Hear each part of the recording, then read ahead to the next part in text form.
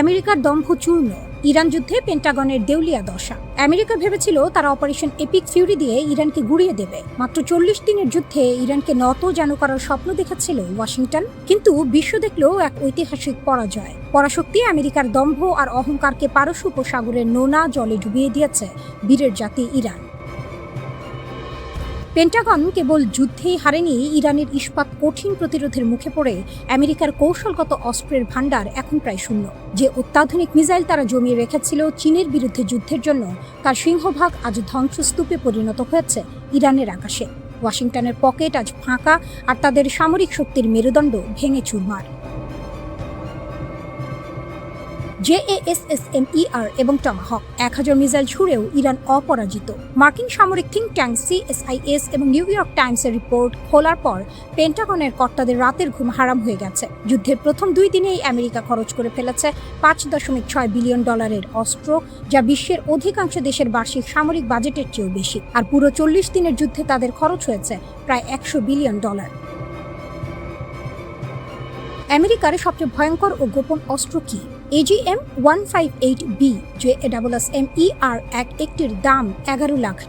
চীনের বিমান প্রতিরক্ষা ব্যবস্থা ভাঙার জন্য আমেরিকার কাছে এই মিসাইল ছিল মাত্র 63টি, কিন্তু ইরানের উপর আগ্রাসন চালাতে গিয়ে মাত্র 4 সপ্তাহে তারা 1100টিরও বেশি JASSM-ER হারিয়ে ফেলেছে। অর্থাৎ তাদের মোট মজুদের মাত্র 18% অবশিষ্ট আছে। শুধু তাই নয়, মার্কিন নৌবাহিনীর অহংকার 1000টিরও বেশি টমাহক ক্রুজ মিসাইল ধুলোয় মিশে গেছে। প্রতিটি টমাহকের দাম প্রায় $19 লাখ। এই বিপুল পরিমাণ মারণাস্ত্র স্রেফ 40 দিনে গ্রাস করে নিয়েছে ইরান। কিন্তু ফলাফল কি? যুদ্ধবিরতির পরও ইরানের একটি ব্যালিস্টিক মিসাইল ঘাঁটিও ধ্বংস করতে পারেনি আমেরিকা। ইরানের আন্ডারগ্রাউন্ড মিসাইল ফ্যাক্টরিগুলো আজও অক্ষত, আর হরমুজ প্রণালীর নিয়ন্ত্রণ এখনও তেহরানের হাতে। আকাশ প্রতিরক্ষা ব্যবস্থা ধ্বংস, প্যাট্রিয়ট ও থার্ড এর কফিনে শেষ পেরেক। আক্রমণ করতে এসে আমেরিকা এখন নিজেদের রক্ষা করার ক্ষমতাও হারিয়ে ফেলেছে। ইরানের আকাশসীমা ভেদ করা তো দূরের কথা, ইরানের পাল্টা আঘাতে মধ্যপ্রাচ্যে মোতায়েন করা আমেরিকার 1200টির বেশি প্যাট্রিয়ট মিসাইল ইন্টারসেপ্টর শেষ হয়ে গেছে। সবচেয়ে বড় ধাক্কা লেগেছে আমেরিকার সবচেয়ে দামি ডিফেন্স সিস্টেম থার্ডের উপর। রিপোর্টে বলা হয়েছে আমেরিকার মোট থার্ড মিসাইলের প্রায় 81% পুড়িয়ে শেষ করে দিয়েছে ইরান। এমনকি থার্ডের মূল চোখ অর্থাৎ ANTPY-2 রাডার সিস্টেমগুলো ইরানের নিখুঁত ক্ষেপণাস্ত্র হামলায় ধ্বংস হয়ে গেছে। পুরো আমেরিকার কাছে এই রাডার আছে মাত্র 13টি, যার কয়েকটি এখন ইরানি গোলার আঘাতে স্ক্র্যাপ মেটাল। চীনের সামনে উইন্ডো অফ ভালনারেবিলিটি, আমেরিকার দেউলিয়া দশা। আমেরিকার এই চরম পরাজয় আর অস্ত্রের শূন্যতা দেখে বেইজিংয়ে বসে এখন হাসছেন চীনা জেনারেলরা। ওয়াশিংটন এখন এতটাই দেউলিয়া যে জাপান, অস্ট্রেলিয়া এবং নেদারল্যান্ডকে টমাহক ও প্যাট্রিয়ট মিসাইল সরবরাহ করার যে চুক্তি ছিল তা অনির্দিষ্টকালের জন্য স্থগিত করতে বাধ্য হয়েছে। মিত্রদের অস্ত্র না দিয়ে আমেরিকা এখন নিজেদের খালি গুদাম ভরার চেষ্টা করছে। কিন্তু পেন্টাগনের নতুন ওয়ার সেক্রেটারি পিট হেগসেথ নিজেই স্বীকার করেছেন এই অস্ত্রের ঘাটতি পূরণ করতে আমেরিকার বহু বছর সময় লাগবে। 2030 সালের আগে আমেরিকা তাদের আগের অবস্থায় ফিরতেই পারবে না। ইউক্রেন যুদ্ধের রণাঙ্গন ছাপিয়ে এখন বিশ্ব রাজনীতি কাঁপছে এক নতুন সমীকরণে। 4 বছরেরও বেশি সময় ধরে চলা এই যুদ্ধের জল এখন গড়িয়েছে বেইজিং থেকে মস্কোর গোপন সামরিক আস্তানায়। প্রশ্ন উঠেছে, অবশেষে কি তবে সরাসরি যুদ্ধের ময়দানে নেমে পড়েছে পরাশক্তি চীন?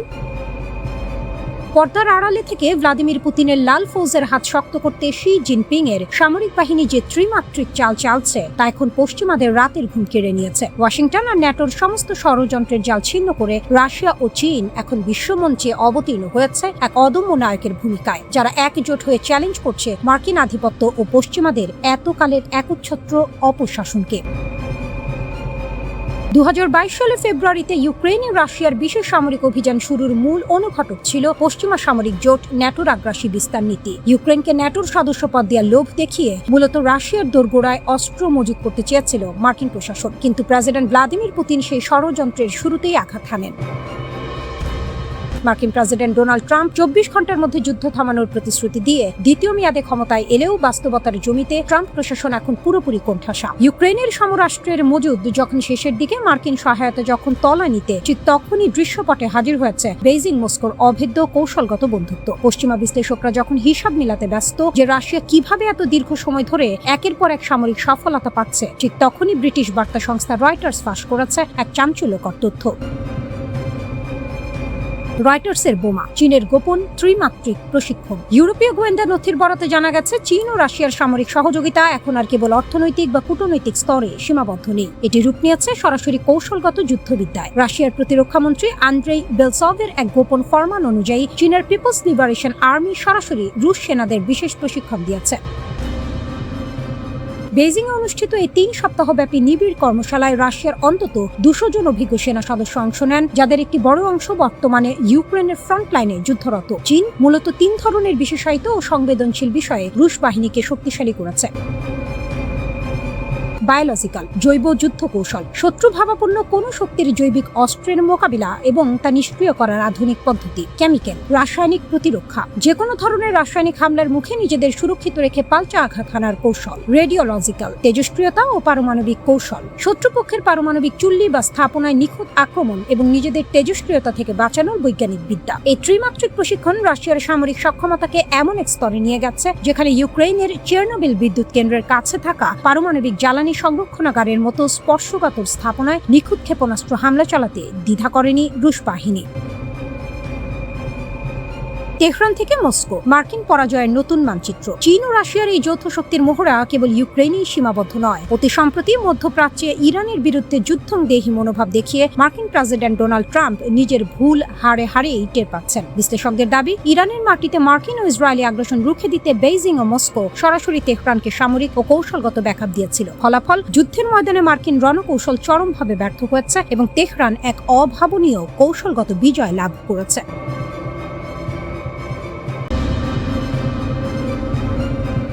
ইয়া হোসেন, শত্রুর রক্তচক্ষু উপড়ে ফেলতে তৈরি ইরান। শত্রুরা ভেবেছিল মেরুদণ্ড ভেঙে দেবে, তারা ভেবেছিল একটি আঘাতে স্তব্ধ করে দেবে তেহরানের গর্জন। কত বড় ভুল, কত বড় ঐতিহাসিক মূর্খতা। সাম্রাজ্যবাদী শক্তির কাপুরুষোচিত চক্রান্তে 86 বছর বয়সী মহান নেতা আয়াতুল্লাহ আলী খামেনির শাহাদাত বরণ ইরানকে দমাতে তো পারেনি, উল্টো গোটা পারস্য জুড়ে জ্বালিয়ে দিয়েছে এক অগ্নিকুণ্ড। তেহরানের আকাশে বাতাসে এখন আর শুধু শোকের ছায়া নেই, সেখানে এখন উঠছে প্রতিরোধের বারুদ।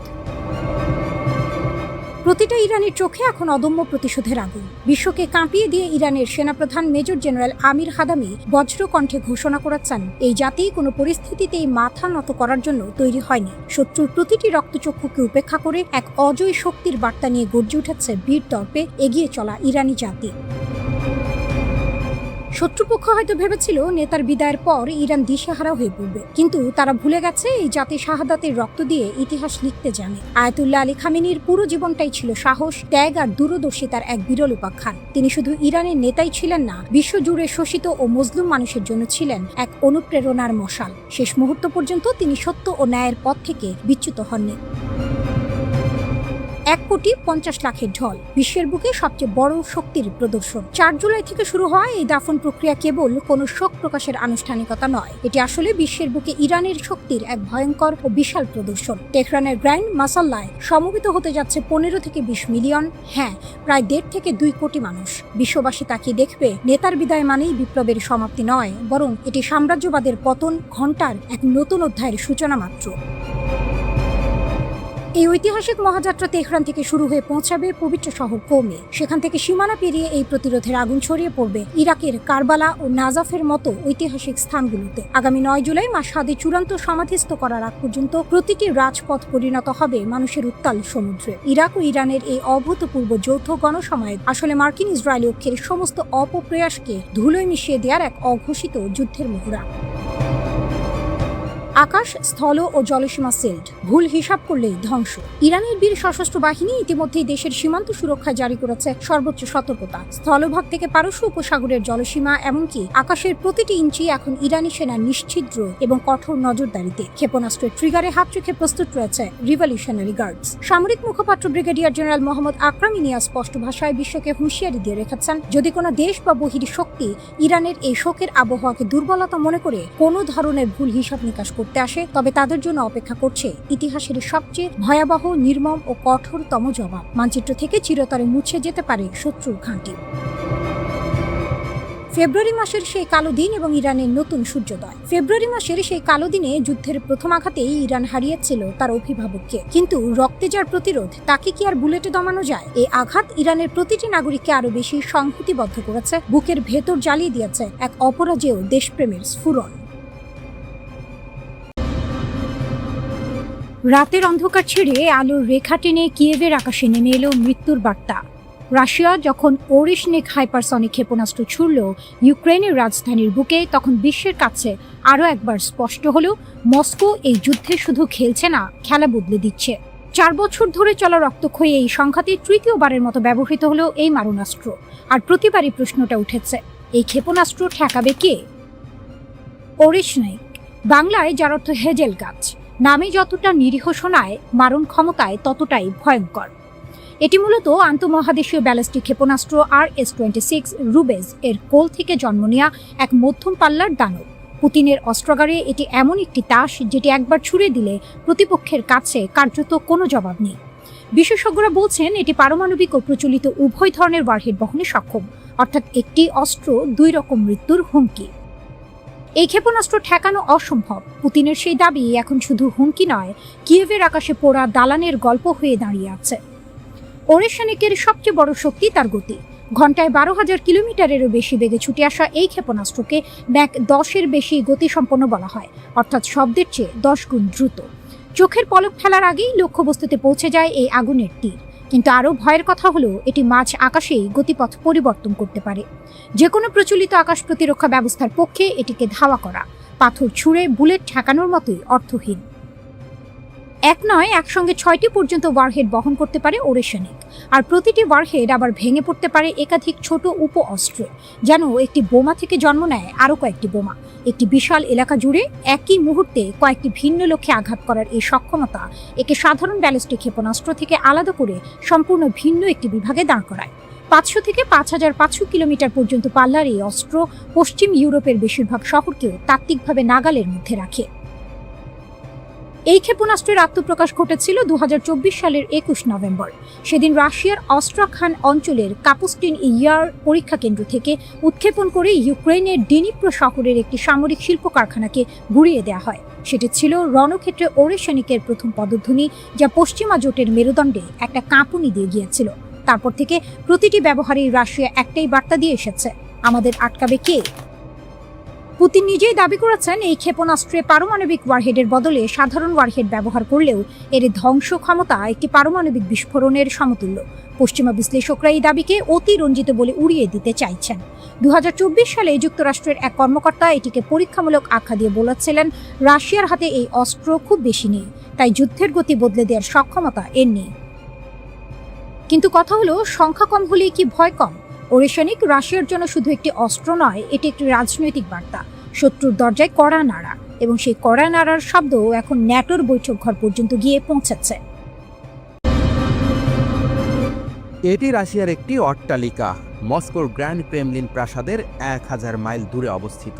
এই প্রাসাদটির মধ্যে রয়েছে একটি উচ্চ নিরাপত্তা বাংকার, যা তৈরি করা হয়েছে পুতিনের সুরক্ষা নিশ্চিত করার জন্য। 15 ইঞ্চি পুরু কংক্রিটের দেয়াল, যেগুলো বিস্ফোরণ প্রতিরোধী, 2টি ভিন্ন অক্সিজেন সরবরাহ ব্যবস্থা, এগুলি একরকম যুদ্ধকালীন সুরক্ষা। টানেলও রয়েছে।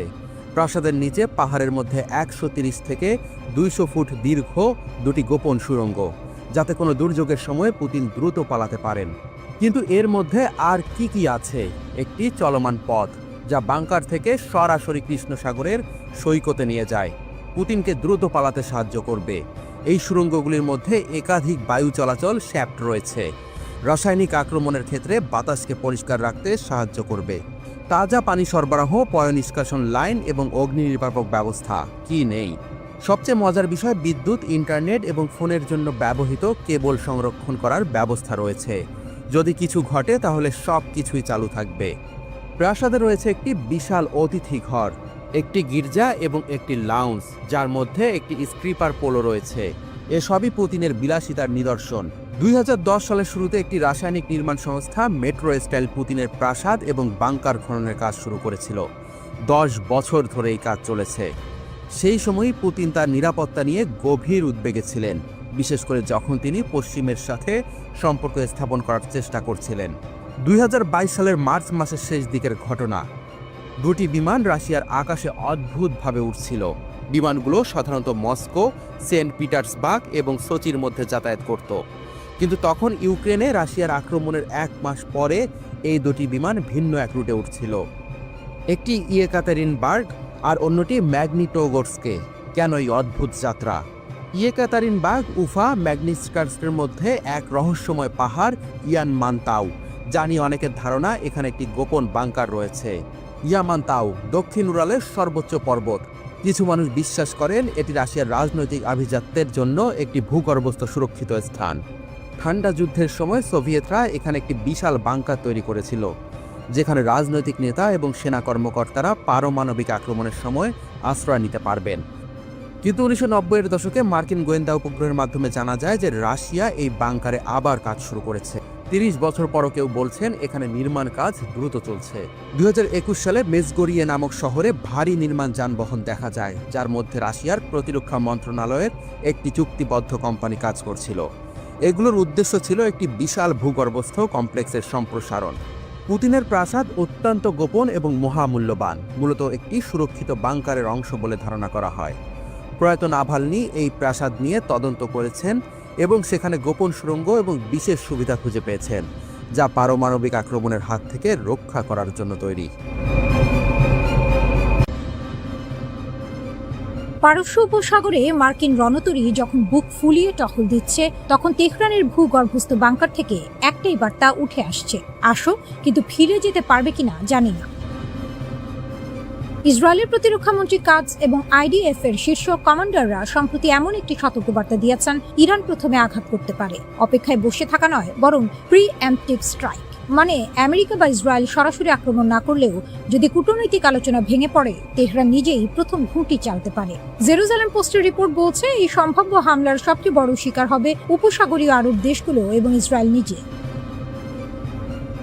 3 স্তরের মৃত্যু ফাঁদ। প্রথম স্তর, কাছের ঘায়ে মারো। এনএসএ ক্ষেপণাস্ত্র, পরিসীমা মাত্র 35 কিলোমিটার, কিন্তু ভয়ের কারণ এটার সংখ্যায়। ডজন ডজন দ্রুতগতির নৌকা একসঙ্গে ঝাঁকে ঝাঁকে ছুটে আসে, প্রতিটি থেকে ক্ষেপণাস্ত্র ছোড়া হয়। এটাকে বলে স্কোয়ার্ম ট্যাকটিক্স, ঝাঁকের কই মাছের মতো আক্রমণ। মার্কিন রণতরীর আধুনিক প্রতিরক্ষা ব্যবস্থা একটা দুটো ক্ষেপণাস্ত্র ঠেকাতে পারে, কিন্তু একসঙ্গে 50টা এলে সেটা ঠেকানো অনেক কঠিন। এনএসআর 350 কেজির কম্প্যাক্ট সলিড ফুয়েল ডিজাইন, মানে মুহূর্তের মধ্যে লঞ্চ, কোনো প্রস্তুতির সময় দেয়া হবে না। দ্বিতীয় স্তর, মাটির কাছ দিয়ে উড়ে যাওয়া বিপদ।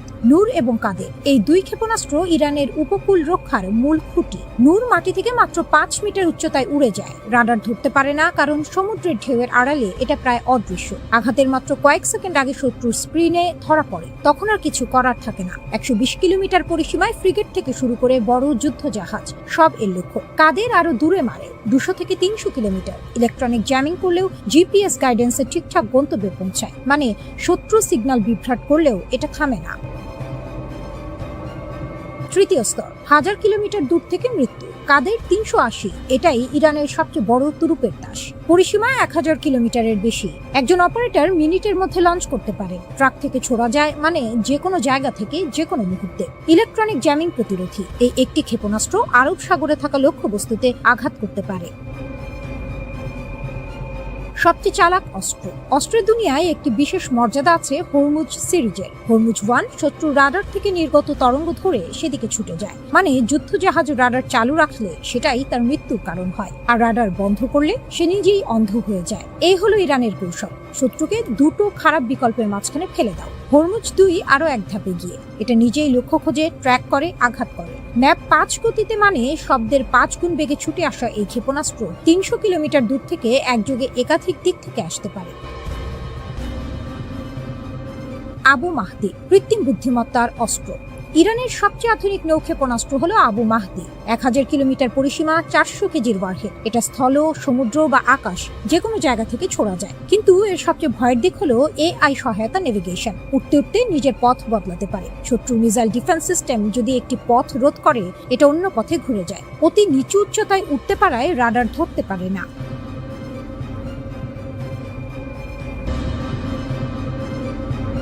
যে মারতে এসেছিল সে যখন হাত বাড়ায়, তখন কি করা যায়? হাত ধরা যায় নাকি সরিয়ে নিতে হয়? সৌদি আরব এখন ঠিক সেই দোটানায়। আর ইরান কয়েক মাস আগেও ভাবা যেত না। সৌদি আরব আর ইরান দুই চিরবৈরী, দুই মতাদর্শ, দুই স্বপ্নের মধ্যপ্রাচ্য। 2016 সালে কূটনৈতিক সম্পর্ক ছিন্ন হয়েছিল। শিয়া সুন্নি বিভাজন, ইয়েমেনের প্রক্সি যুদ্ধ, হরমুজের আধিপত্য, সব মিলিয়ে দুটো দেশ ছিল আগুন আর ঘির মতো। কিন্তু এখন রিয়াদ নাকি একটি অনাগ্রাসন চুক্তির কথা ভাবছে ইরানের সাথে। সেই ইরান যার বিপ্লবী গার্ড বাহিনী সৌদি অবকাঠামোতে হামলা চালিয়েছে, যার ড্রোন উপসাগরীয় অঞ্চলের আকাশে ঘুরেছে। এই মোড়টাই বলে দেয় ইরান যুদ্ধে হেরেছে কি জিতেছে সেটা বড় কথা নয়। আসল কথা হলো সে এখনো মধ্যপ্রাচ্যের রাজনীতির কেন্দ্রে। সৌদি আরব কেন হাত বাড়াচ্ছে? সরল কারণ, ভয় আর স্বার্থ।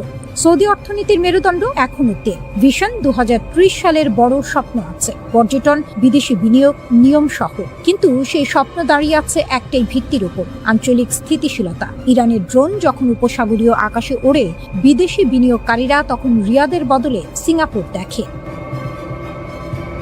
ইউক্রেন রাশিয়া যুদ্ধের মতো এই সংঘাতেরও শেষ দেখা যাচ্ছে না। দীর্ঘ যুদ্ধে ইরানের বিপ্লবী গার্ড অপ্রত্যাশিত। তারা যে কোনো সময় যে কোনো দিকে আঘাত করতে পারে। হরমুজ প্রণালী ইতিমধ্যেই অস্থির। প্রণালী বন্ধ হলে সৌদি তেল রপ্তানি বন্ধ।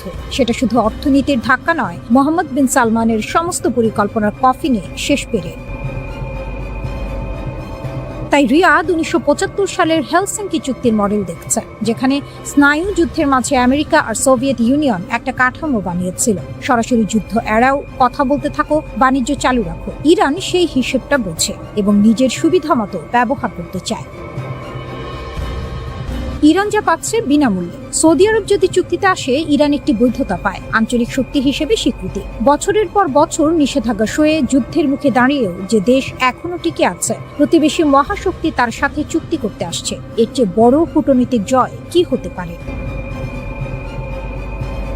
দ্বিতীয়ত, এই চুক্তি যুক্তরাষ্ট্র ইসরায়েলের জোটে ফাটল ধরাবে। নেতানিয়াহু চান ইরানকে সম্পূর্ণ গুঁড়িয়ে দিতে। সৌদি ইরান সন্ধি হলে সেই পরিকল্পনায় জল পড়বে। ইসরায়েলের রাগ, আমেরিকার অস্বস্তি, সবই ইরানের পরোক্ষ লাভ।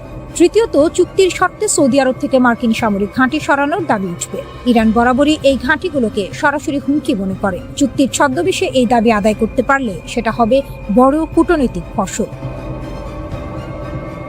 কিন্তু সহজ নয় একটু। সমস্যা হলো এই চুক্তির পথে কাঁটার শেষ নেই। শিয়া সুন্নি বিভাজন শুধু ধর্মের প্রশ্ন নয়, এটা ক্ষমতার লড়াই। ইরান চায় মধ্যপ্রাচ্যে শিয়া আধিপত্য, সৌদি আরব চায় সুন্নি নেতৃত্ব। এই দুটো স্বপ্ন একসাথে থাকতে পারে না। বিপ্লবী গার্ডের নিজস্ব কার্যক্রম আছে, তারা সরকারের অধীনে কিন্তু নিজেদের মতো চলে। হামাস, হিজবুল্লাহ, হুতি, এই প্রক্সি নেটওয়ার্ক ইরানের কৌশলগত হাত। চুক্তি হলেও এই হাত গুটিয়ে নেওয়া সম্ভব নয়। আর I2U2 গ্রুপ, ভারত, ইসরায়েল, আমিরাত, আমেরিকার এই জোট সৌদি ইরান সন্ধিকে ভালো চোখে দেখবে না। আমিরাত ইতিমধ্যেই ইরানের আগ্রাসনে বিক্ষুব্ধ। সৌদি আরব যদি ইরানের সাথে হাত মেলায়, আঞ্চলিক সমীকরণ আরও জটিল হবে। অবরোধের ফাঁস খুলে বেরিয়ে এলো ইরান। রাশিয়া হলো জীবনরেখা, চীন রইল হিসাবি দূরত্বে। আকাশে তখন আগুনের রেখা। মার্কিন ক্ষেপণাস্ত্র ও ইসরায়েলি বিমান ইরানের মাটিতে আঘাতের পর আঘাত হানছে। সমুদ্রে মার্কিন নৌবহর হরমুজ প্রণালী আগলে দাঁড়িয়েছে। বাইরের দুনিয়া ভাবছিল এবার বোধহয় তেহরানের পতন অনিবার্য। কিন্তু দুনিয়া যখন সামনের দিকে তাকিয়েছিল, ঠিক তখনই পেছনের দরজা দিয়ে একটি বিশাল হাত এগিয়ে এলো। মস্কোর হাত। ইরান ডোবেনি, কারণ রাশিয়া দাঁড়িয়ে গেছে তার পাশে, বন্ধুর মতো নয়, রীতিমতো খুঁটির মতো। ইউরেশিয়ান টাইমসের প্রতিবেদন বলছে, ট্রাম্পকে শি জিনপিং এর চেয়ে পুতিনের সঙ্গে বেশি কথা বলতে হয়েছে, শুধু ইরানকে সাহায্য বন্ধ করানোর জন্য। যে দেশটিকে পশ্চিমের দুনিয়া নিষেধাজ্ঞার শিকলে বেঁধে রেখেছে, সেই দেশটিকে আছে রাশিয়ার কাঁধে ভর দিয়ে। শুধু টিকে নয়, সামরিক শক্তিও ধরে রেখেছে। নিউ ইয়র্ক টাইমসের মতে, কাস্পিয়ান সাগরে এক অদৃশ্য বহর চলছে। ট্রান্সপন্ডার বন্ধ, কোনো ডিজিটাল চিহ্ন নেই। রাশিয়ার বন্দর থেকে ইরানের বন্দরে অন্ধকারের ভেতর দিয়ে একটার পর একটা জাহাজ। নিউ ইয়র্ক টাইমস ফাঁস করে দিয়েছে আসল গল্পটা। কাস্পিয়ান সাগর হয়ে উঠেছে যুদ্ধের গোপন সরবরাহ লাইন।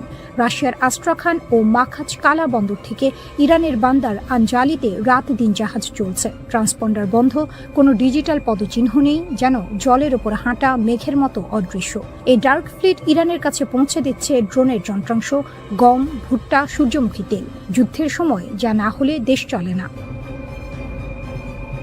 ইরানের 4টি বন্দর আমিরাবাদ, বন্দর আনজালি, নো শাহর ও কাস্পিয়ান 24 ঘন্টা কাজ করছে। রাশিয়া থেকে বছরে 20 লাখ টন গম আসত কৃষ্ণসাগর পথে। ইউক্রেনীয় হামলার ভয়ে সে পথ বন্ধ, তাই এখন সব ঘুরছে কাস্পিয়ান দিয়ে। অবরোধের দেয়াল তুলে দিয়েছিল আমেরিকা, আর রাশিয়া সেই দেয়ালে সুড়ঙ্গ কেটে দিচ্ছে।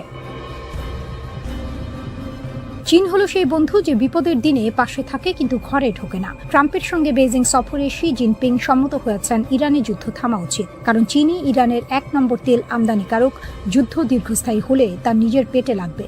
সামরিক সাহায্যের প্রশ্নে বেইজিং তাই চুপ থেকেছে অনেকটাই। কিছু স্যাটেলাইট নজরদারি আর কিছু দ্বৈত ব্যবহারযোগ্য রাসায়নিক, যেমন সোডিয়াম পারক্লোরেট, যা ইরানের ক্ষেপণাস্ত্রের জ্বালানি তৈরিতে কাজে আসে। রাশিয়া কিন্তু অন্য ধাতুর পিছু হটেনি। ড্রোনের যন্ত্রাংশ থেকে শুরু করে খাদ্যশস্য, রুশ জাহাজ দিনরাত ভেসে চলেছে কাস্পিয়ানের বুকে। ইরানের 60% ড্রোন মজুদ যুদ্ধে শেষ হয়ে গেছে। সেই ক্ষত সারাতে মস্কোর সরবরাহই ভরসা।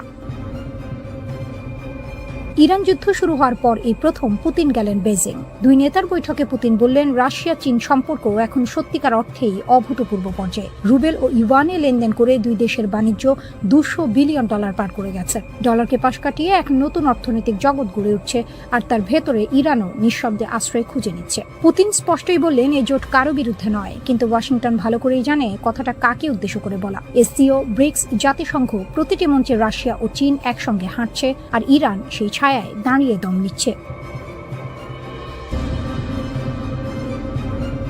সৌদি আরবের জ্বালানি অবকাঠামোতে ইরানের রকেট পড়ার পর মধ্যপ্রাচ্যের বাতাস ভারী হয়ে উঠেছিল বারুদের গন্ধে। রিয়াদের রাজপ্রাসাদে তখন একটাই প্রশ্ন ঘুরছিল, চোখের বদলে চোখ নেওয়া হবে নাকি ধৈর্যের বাঁধ আরো কতক্ষণ ধরে রাখা যাবে?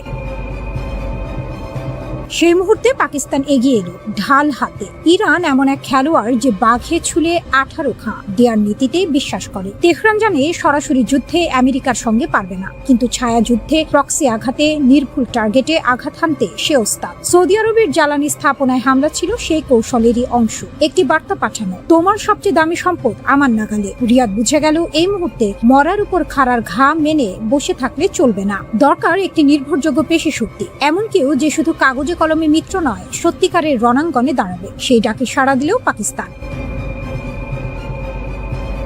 পারস্পরিক প্রতিরক্ষা চুক্তির আওতায় পাকিস্তান যা পাঠিয়েছে তা নিছক প্রতীকী উপস্থিতি নয়। 8000 রণপ্রস্তুত সেনা, 16টি যুদ্ধ বিমানের একটি পূর্ণ স্কোয়াড্রন, যার বেশিরভাগ চীন পাকিস্তান যৌথ প্রযুক্তির JF-17, 2 স্কোয়াড্রন ড্রোন, আর চীনা HQ-9 আকাশ প্রতিরক্ষা ব্যবস্থা, যা আসমান থেকে আসা যে কোনো বিপদ রুখে দেওয়ার জন্য তৈরি।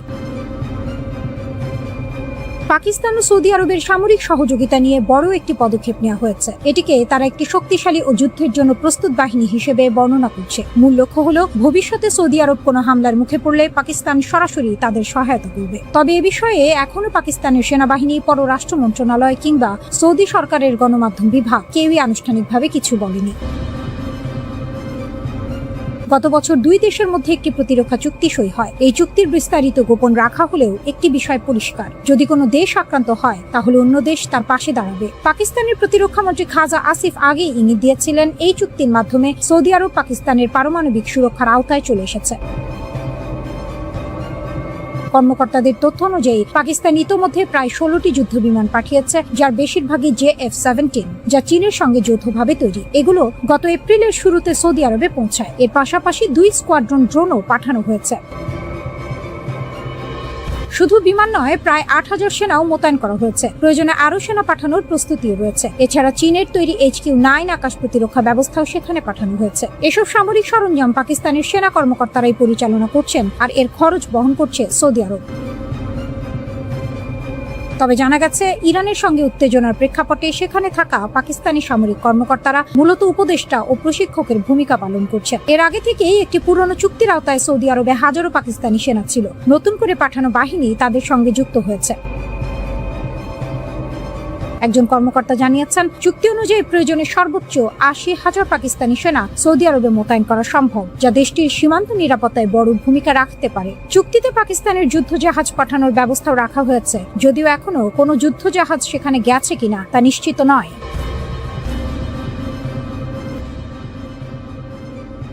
ট্রাম্প বললেন ইরানের নৌবাহিনী শেষ, মেশিন গান লাগানো ছোট ছোট নৌকা ছাড়া আর কিছু নেই তাদের কাছে। কিন্তু ওই ছোট নৌকাগুলোই এখন হরমুজ প্রণালীতে দুনিয়ার সবচেয়ে শক্তিশালী নৌবাহিনীকে নাকানি চুবানি খাওয়াচ্ছে। যে মশাকে তুচ্ছ ভাবা হলো সেই এখন হাতের ঘুম কেড়ে নিয়েছে।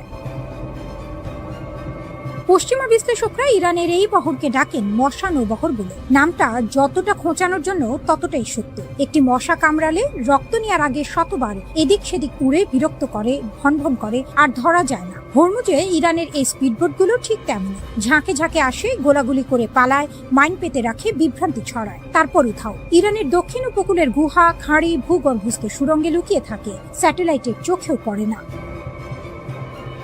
এই কৌশলের জন্ম 1980-এর দশকে। ইরান ইরাক যুদ্ধে ট্যাঙ্কার যুদ্ধ যখন পারস্য উপসাগরে ছড়িয়ে পড়ল, মার্কিন নৌবাহিনীর সঙ্গে সরাসরি লড়াইয়ে ইরানের প্রচলিত নৌবহর ক্ষতবিক্ষত হল। সেই পোড়া হাতের শিক্ষাই পরে রূপ নিল এক ভিন্ন যুদ্ধনীতিতে। শত্রু যদি বড় হাতিয়ার নিয়ে আসে, তাহলে সামনাসামনি লড়াই নয়, গলি খুবচিতে টেনে নিয়ে যাও, শিরায় শিরায় কামড় দাও, তাকে ক্লান্ত করো, তার যুদ্ধের খরচ বাড়াও।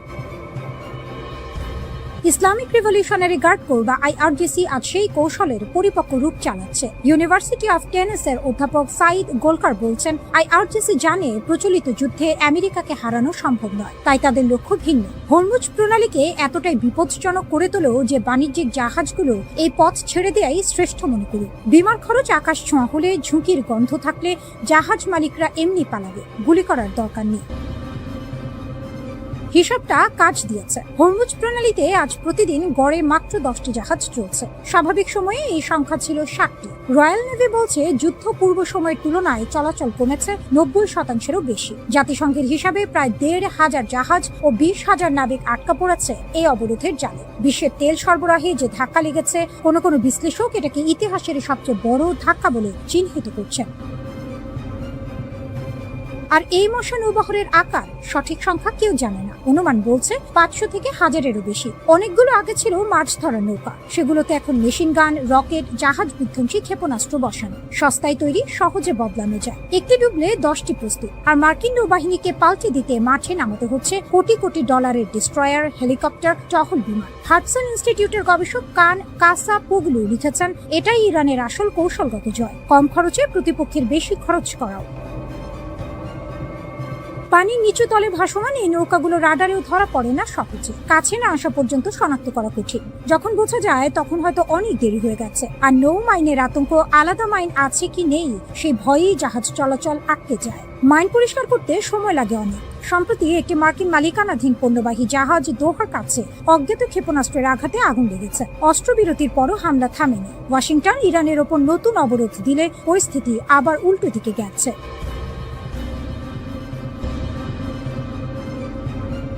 মহাকাশের কক্ষপথে থাকা এক চীনা স্যাটেলাইট এখন ইরানের সামরিক কৌশলে এনেছে আমূল পরিবর্তন। একে সামরিক বিশ্লেষকরা অভিহিত করছেন গেম চেঞ্জার হিসেবে। আগে যেখানে ইরানের ক্ষেপণাস্ত্র হামলার লক্ষ্যভ্রষ্ট হওয়ার ঝুঁকি ছিল, এখন চীনা প্রযুক্তির ছোঁয়ায় তা যেন তীরের মতো লক্ষ্যভেদী। এটি কেবল প্রযুক্তির উন্নয়ন নয়, বরং ভূ রাজনীতির মোড় ঘুরিয়ে দেওয়ার এক নিখুঁত চাল।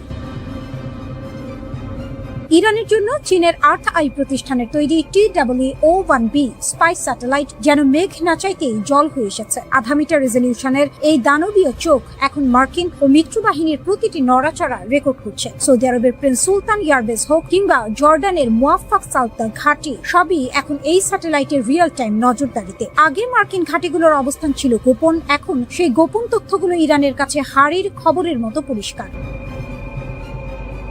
বেইদু নেভিগেশন সিস্টেমের সাথে এই স্যাটেলাইটের সমন্বয় ইরানকে এক অজেয় শক্তিতে পরিণত করেছে, যা পেন্টাগনের জন্য নিশ্চিতভাবেই মরার উপর খাড়ার ঘা।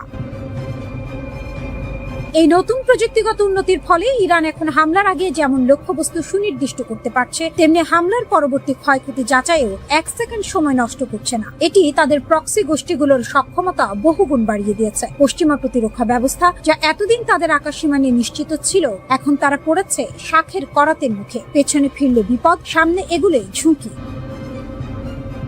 ইরানের এই সামরিক উত্থান পশ্চিমা বিশ্বের জন্য বড় ধরনের এক দুঃসহ। এদিকে বেইজিং তার চিরাচরিত ভঙ্গিতে এই অভিযোগকে ভিত্তিহীন বলে উড়িয়ে দিচ্ছে। চীন সরাসরি সামরিক সহায়তার কথা অস্বীকার করলেও বিশ্ববাসী জানে শাক দিয়ে মাছ ঢাকা আর সম্ভব নয়। যখন মার্কিন প্রেসিডেন্ট ডোনাল্ড ট্রাম্পের মতো ব্যক্তিত্বরা সরাসরি হুঁশিয়ারি দিচ্ছেন যে ইরানকে সহায়তা করলে কঠোর নিষেধাজ্ঞা দেওয়া হবে, তখন চীনের এই অস্বীকার যেন ঢাল নেই, তলোয়ার নেই, নিধিরাম সর্দারের মতো শোনাচ্ছে। কারণ ডিজিটাল যুদ্ধের এই যুগে স্যাটেলাইট তথ্য আদান প্রদানই এখন সবচেয়ে বড় মারণাস্ত্র। ইরান এবং চীন যেভাবে একে অপরের পরিপূরক হিসেবে কাজ করছে তাতে স্পষ্ট যে তাদের এই গোপন আঁতাত কোনো সাধারণ বিষয় নয়, বরং এটি দীর্ঘমেয়াদী এক ভূ রাজনৈতিক মাস্টার প্ল্যান। সামরিক বিশ্লেষকদের মতে ইরান এখন কোনো রণক্ষেত্রে সরাসরি উপস্থিতি ছাড়াই ডিজিটাল যুদ্ধের মাধ্যমে পরাশক্তিগুলোকে নাকানি চুবানি খাওয়াচ্ছে। এটি কেবল প্রযুক্তির লড়াই নয়, এটি আধিপত্যের লড়াই। মার্কিনীদের জন্য এই পরিস্থিতি এখন আতে ঘা লাগার মতো। বছরের পর বছর ধরে চলা নিষেধাজ্ঞা ইরানকে কেবল মানসিকভাবেই শক্তিশালী করেনি, বরং তাদের বাধ্য করেছে নতুন নতুন উদ্ভাবনী পথ খুঁজতে। আর চীন সেই পথকেই প্রশস্ত করে দিয়েছে। মহাকাশ প্রযুক্তিতে চীনের ক্রমবর্ধমান এই আধিপত্য আগামী দিনে বিশ্ব রাজনীতির ভারসাম্যকে আরো অস্থিতিশীল করে তুলতে পারে। ইরান ও চীনের এই প্রযুক্তিগত মৈত্রী বিশ্বকে নতুন এক বাস্তবতার সামনে দাঁড় করিয়ে দিয়েছে। আমেরিকা এবং তার মিত্ররা যদি এখনই নিজেদের প্রতিরক্ষা কৌশলে আমূল পরিবর্তন না আনে, তবে ভবিষ্যতে তাদের জন্য বাঘের ঘরে ঘোগের বাসা বাঁধার মতো পরিস্থিতি তৈরি হওয়া কেবল সময়ের ব্যাপার। বিশ্ববাসী এখন দেখছে কিভাবে প্রযুক্তি আর কূটনীতির মিশেলে একটি ছোট দেশ বিশ্ব শক্তির দর্প চূর্ণ করতে সক্ষম হয়।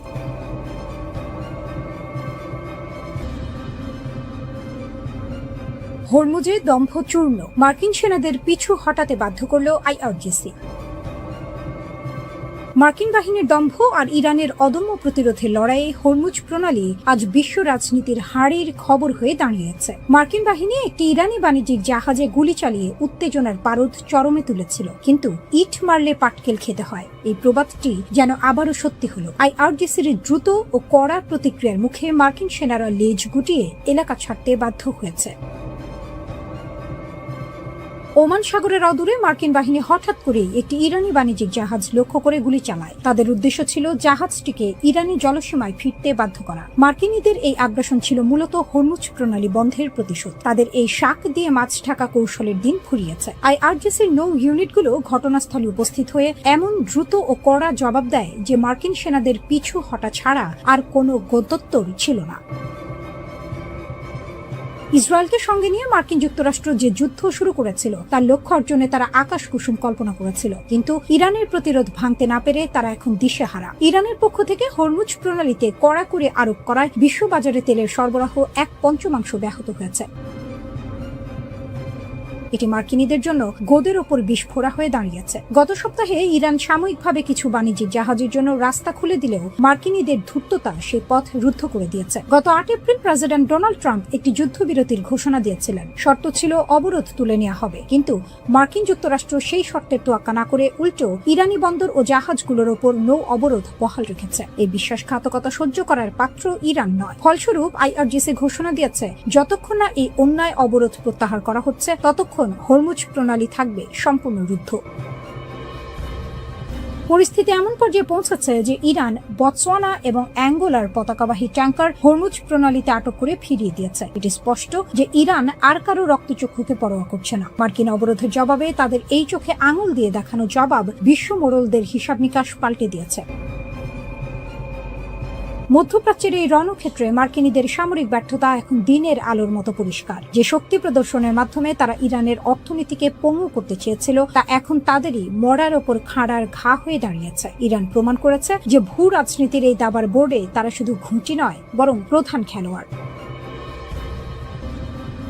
মার্কিন বাহিনী এখন ওমান সাগরে টিকে থাকতে হিমশিম খাচ্ছে। হরমুজ প্রণালীকে কেন্দ্র করে তৈরি হওয়া এই সংকট এখন বৈশ্বিক অর্থনীতির গলা চেপে ধরেছে। ট্রাম্প প্রশাসনের এই দাদাগিরি যে শেষ পর্যন্ত বুমেরাং হচ্ছে তা বলার অপেক্ষা রাখে না। হরমুজের এই জলপথ এখন আর কোনো সাধারণ বাণিজ্য পথ নয়, এটি এখন ইরানের সার্বভৌমত্বের এক জ্বলন্ত প্রতীক। সামনে কি হবে তা নিয়ে বিশ্ব আজ শঙ্কিত, তবে ইরান যে পিছু হটবে না তা তাদের সাম্প্রতিক পদক্ষেপে পানির মতো পরিষ্কার। মার্কিনীদের এখন ছেড়ে দে বা কেঁদে বাঁচি অবস্থা, কারণ হরমুজের নিয়ন্ত্রণ এখন তেহরানের হাতের মুঠোয়।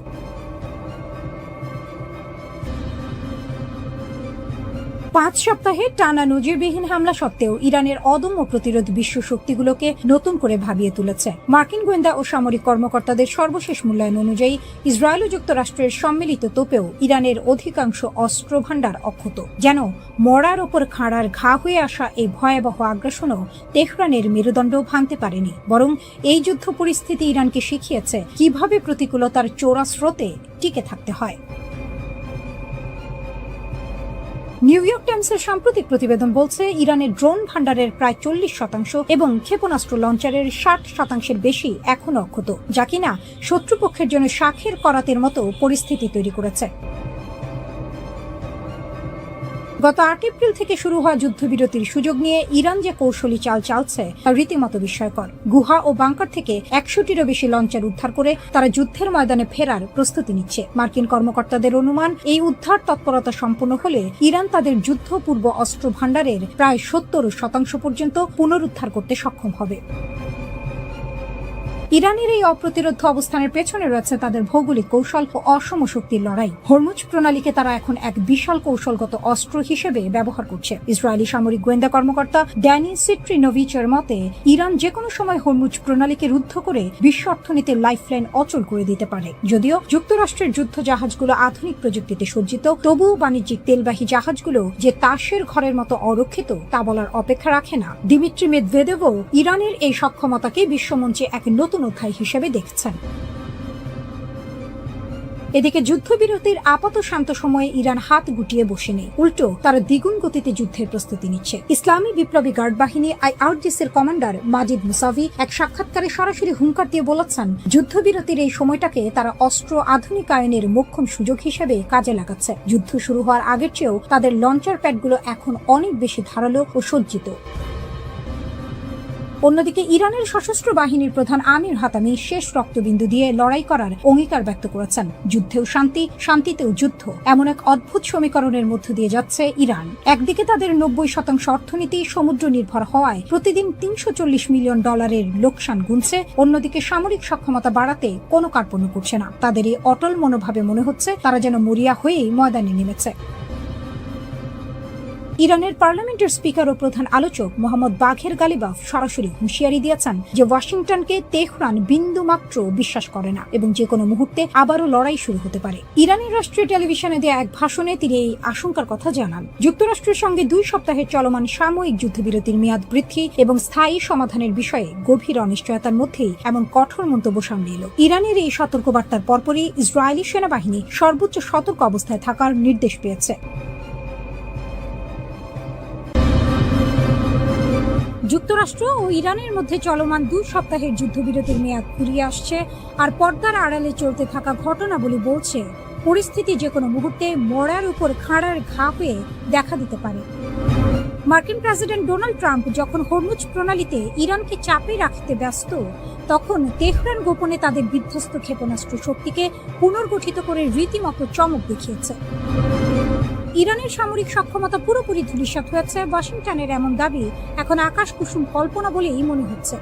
মার্কিন যুদ্ধ সচিব পিট হেগসেথ যখন বুক চিতিয়ে বলেছিলেন যে যৌথ হামলায় ইরানের ক্ষেপণাস্ত্র কর্মসূচি ভস্মীভূত হয়েছে, তখন তা ছিল অনেকটা হাড়ির খবর না জেনেই তড়িঘড়ি করা ঘোষণা। কিন্তু সাম্প্রতিক গোয়েন্দা প্রতিবেদনগুলো বলছে ইরানের ক্ষেপণাস্ত্র ও লঞ্চারের প্রায় 60 থেকে 70% অক্ষত রয়েছে। মাটির গভীরে তৈরি তাদের তথাকথিত মিসাইল সিটি বা ক্ষেপণাস্ত্র শহরগুলোর মূল দর্শনী হল প্রথম আঘাত হজম করে ক্ষেপণাস্ত্র ঘুরে বেরিয়ে আসা এবং পুনরায় পাল্টা আক্রমণ চালানো। আর ইরান ঠিক সেই কাজটিই করছে।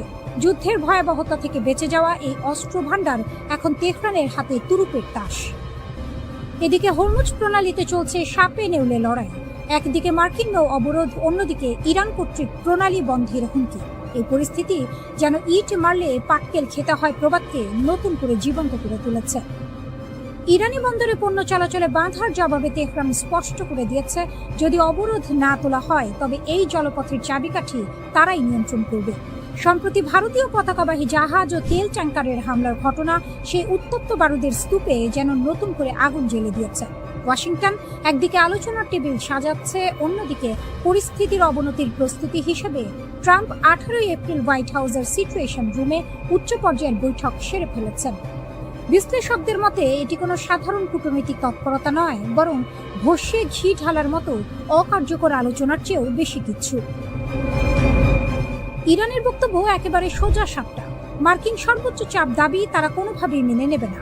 ট্রাম্পের হুঙ্কার, যদি ঐক্যমত্য না হয় তবে ফের বোমা বর্ষণ শুরু হবে। কিন্তু এই দাবার বোর্ডে ইরান নড়ছে খুব সাবধানে। তারা তাদের অবশিষ্ট ড্রোন ও ক্ষেপণাস্ত্র ক্ষমতাকে ব্যবহার করে বিশ্ববাজারে জ্বালানি ও সারের দাম বাড়িয়ে এক অদৃশ্য অর্থনৈতিক যুদ্ধ চালিয়ে যাচ্ছে। ওয়াশিংটন ও তেহরান এখন একে অপরের স্নায়ু পরীক্ষার খেলায় মগ্ন। একটি পক্ষ ভাবছে বল প্রয়োগে ইরানকে নতি স্বীকার করানো যাবে, অন্য পক্ষ মনে করছে তাদের মাটির নিচের দুর্গ থেকে বেরিয়ে আসার সক্ষমতা এখনো অপ্রতিদ্বন্দ্বী। দুই পক্ষের এই রণহুঙ্কারে সাধারণ বিশ্ব এখন কেবলই আতঙ্কিত। শান্তি আলোচনা টেবিল যে তাসের ঘরের মতো ভেঙে পড়ার দ্বারপ্রান্তে দাঁড়িয়ে আছে তাতে কোনো সন্দেহ নেই। মধ্যপ্রাচ্যের আকাশে শান্তির পায়রা উড়বে নাকি ফের শুরু হবে ধ্বংসের তাণ্ডব। তবে বর্তমান পরিস্থিতি বলছে যা রটে তার কিছুটা বটে, অর্থাৎ বড় কোনো সংঘাতের আশঙ্কা কেবল সময়ের অপেক্ষা।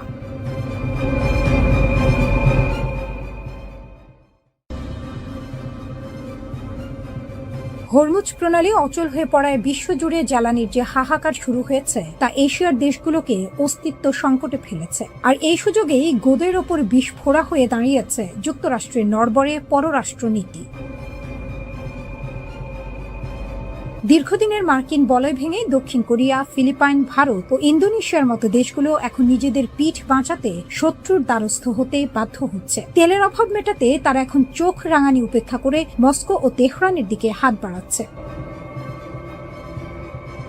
যুক্তরাষ্ট্রের বর্তমান দ্বিধাদ্বন্দ্বপূর্ণ নীতি এশিয়ার মিত্রদের ঘরের খেয়ে বনের মোষ তাড়ানোর মতো অবস্থায় ফেলে দিয়েছে। একদিকে মার্কিন নিষেধাজ্ঞা, অন্যদিকে নিজ দেশের জ্বালানি নিরাপত্তা, এই দুইয়ের জাতাকলে পিষ্ট হয়ে এশিয়ার নেতারা এখন বাস্তববাদী রাজনীতির পথ ধরেছেন। ওয়াশিংটনের অস্পষ্ট বার্তার উপর ভরসা না রেখে তারা নিজ দেশের জাতীয় স্বার্থকে সবার উপরে স্থান দিচ্ছেন। দক্ষিণ কোরিয়ার মতো দেশ, যারা এতদিন পশ্চিমা নিষেধাজ্ঞার অন্ধ অনুসারী ছিল, তারাও এখন রাশিয়া থেকে নেপথ্যা আমদানির অনুমতি দিতে বাধ্য হয়েছে। দেশটির নীতি নির্ধারকরা স্পষ্ট ভাষায় বলছেন 1973 সালের আরব ইসরায়েল যুদ্ধের অভিজ্ঞতার মতো এবারও তাদের বাস্তববাদী পথে হাঁটতে হবে, অর্থাৎ জোটের দোহাই দিয়ে জনগণকে অন্ধকারে রাখার সুযোগ নেই। একইভাবে ফিলিপাইনের মতো অটল মিত্রও এখন রাশিয়ার তেলের জন্য ওয়াশিংটনের কাছে বিশেষ ছাড় চাইছে। তাদের রাষ্ট্রদূতের কণ্ঠে স্পষ্ট সুর, জাতীয় স্বার্থের বেলায় দ্বিচারিতার কোনো জায়গা নেই। অন্যদিকে ভারত ও ইন্দোনেশিয়ার পরিস্থিতি আরো জটিল। ইরান থেকে 7 বছরের ব্যবধানে তেল আমদানি পুনরায় শুরু করে ভারত বুঝিয়ে দিয়েছে ভূ রাজনীতির হিসাব আর আগের মতো নেই। ওয়াশিংটনের প্রচ্ছন্ন হুঁশিয়ারিকে তুচ্ছ করে ভারতের এই পদক্ষেপ মূলত জ্বালানি নিরাপত্তার অমোঘ টানেই হয়েছে। এদিকে ইন্দোনেশিয়ার প্রেসিডেন্ট প্রাবো সুবিয়ান্তোর পুতিন বন্দনা যেন সেই পুরনো প্রবাদের কথাই মনে করিয়ে দেয়, সময় গেলে সাধন হবে না। অনিশ্চিত পরিস্থিতিতে পুতিনকে যখন বিশ্বমঞ্চে পজিটিভ রোল পালন করতে দেখা যাচ্ছে, তখন ইন্দোনেশিয়ার মতো দেশগুলো তাদের পররাষ্ট্রনীতিকে ঢেলে সাজাচ্ছে। এই জ্বালানি সংকট শুধু তেলের দাম বাড়ায়নি, বরং যুক্তরাষ্ট্রের দীর্ঘদিনের একচ্ছত্র আধিপত্যের ভিতকেও নাড়িয়ে দিয়েছে। এতদিন যেসব মিত্রদেশ রাশিয়ার তেলের ওপর বয়কট বা নিষেধাজ্ঞা জারি রেখেছিল, তারা এখন বাধ্য হয়ে সেই তেল কিনছে। ভোর্টেক্সের তথ্য অনুযায়ী বৈশ্বিক বাজারের চেয়ে বাড়তি দামে রুশ তেল কিনতে বাধ্য হওয়ার পরও দেশগুলোর বিকল্প নেই, যেন পড়েছে মোগলের হাতে খানা খেতে হবে সাথে। জাপানের পরিস্থিতি কিছুটা আলাদা হলেও তারাও তেহরানের সঙ্গে পর্দার আড়ালে যোগাযোগ রক্ষা করে চলেছে। প্রথাগত মার্কিন মিত্র হওয়া সত্ত্বেও জাপান নিজেদের স্বার্থে ইরানের সঙ্গে সরাসরি সংলাপ চালিয়ে যাচ্ছে। আসলে ওয়াশিংটনের প্রতিশ্রুতির চেয়ে নিজস্ব জ্বালানি মজুদ নিশ্চিত করা এখন এশিয়ার দেশগুলোর প্রধান লক্ষ্য। এশিয়ার দেশগুলোর এই পিছুটান মার্কিন পররাষ্ট্রনীতির এক ভয়াবহ ব্যর্থতার চিত্র তুলে ধরছে। ট্রাম্প প্রশাসনের অস্পষ্টতা ও মধ্যপ্রাচ্যে ক্রমবর্ধমান যুদ্ধের কারণে এশিয়ার দেশগুলো এখন নিজস্ব পথ বেছে নিতে মরিয়া। মার্কিন বলয় থেকে তাদের এই বিচ্যুতি শুধু অর্থনৈতিক লেনদেনের পরিবর্তন নয়, এটি দীর্ঘমেয়াদী ভূ রাজনৈতিক পরিবর্তনের ইঙ্গিত। যদি যুক্তরাষ্ট্র দ্রুত এই জ্বালানি সংকট নিরসনে কার্যকর কোনো সমাধান দিতে না পারে, তবে অচিরেই এশিয়ার আকাশে ওয়াশিংটনের প্রভাব অস্তমিত হয়ে পড়তে পারে। মিত্রদের এভাবে হাতছাড়া হওয়াটা নিঃসন্দেহে যুক্তরাষ্ট্রের জন্য এক গভীর অশনি সংকেত। একদিকে ইরান ও তার মিত্রদের বিধ্বংসী ড্রোন ক্ষেপণাস্ত্রের গর্জন, অন্যদিকে মার্কিন যুক্তরাষ্ট্রের সর্বাধুনিক প্রযুক্তির রণসম্ভার। কিন্তু সাম্প্রতিক দিনগুলোতে আকাশে আধিপত্য ধরে রাখতে গিয়ে যুক্তরাষ্ট্রকে দিতে হচ্ছে চড়া মাশুল।